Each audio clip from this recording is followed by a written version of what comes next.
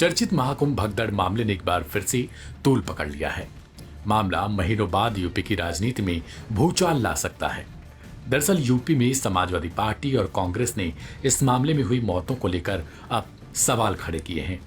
उत्तर प्रदेश के पूर्व मुख्यमंत्री और समाजवादी पार्टी के अध्यक्ष अखिलेश यादव ने महाकुंभ के दौरान हुई मौत की संख्या पर 37 बनाम 82 का प्रश्न उठाया।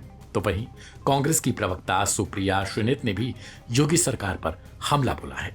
सपा अध्यक्ष ने बीबीसी की एक रिपोर्ट के आधार पर योगी आदित्यनाथ सरकार से सवाल पूछा है कि कुछ मृतकों के परिजनों को नकद में मुआवजा क्यों दिया गया। भगदड़ के बाद सीएम योगी आदित्यनाथ ने 30 श्रद्धालुओं की मौत की बात बताई थी। अखिलेश यादव ने तथ्य बनाम सत्य 37 बनाम 82 नाम से एक लंबी चौड़ी पोस्ट एक्स पर लिखी, जिसका आधार मीडिया रिपोर्ट है।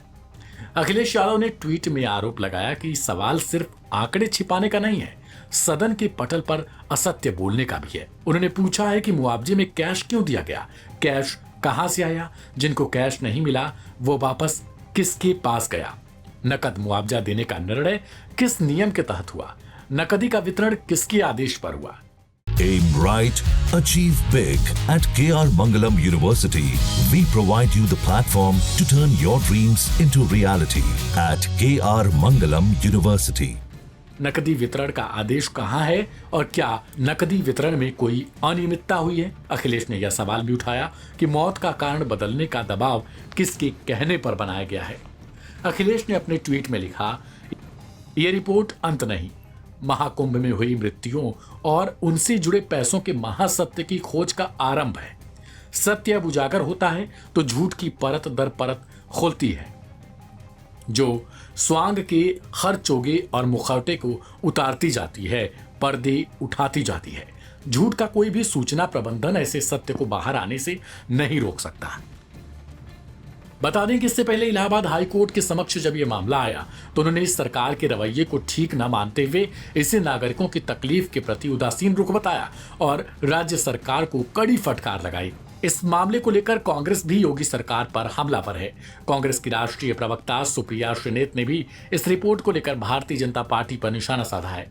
उन्होंने लिखा, कुंभ भगदड़, सरकार ने बताई 37 लोगों की मौत, बीबीसी पड़ताल में कम से कम 82 मौतों की पुष्टि। दरअसल बीबीसी की एक रिपोर्ट में यह दावा किया गया है कि उसने 82 ऐसे परिवारों से संपर्क किया है जिनके परिजनों की महाकुंभ भगदड़ में मौत हुई थी। सरकार ने जिन 37 लोगों की मौत कबूली है उनके परिजनों को 25-25 लाख रुपए का मुआवजा मिला है। बीबीसी का दावा है कि उसके पत्रकारों को इन 37 परिवारों के अलावा 45 दूसरे परिवार भी मिले हैं जिनके घर से मौत हुई है। खबर में दावा किया गया है कि इन 45 में 26 मृतकों के परिजनों को नकद में 5-5 लाख रुपए के पैकेट दिए गए और उनसे तबीयत बिगड़ने से मौत के कागज पर हस्ताक्षर करवा लिए गए।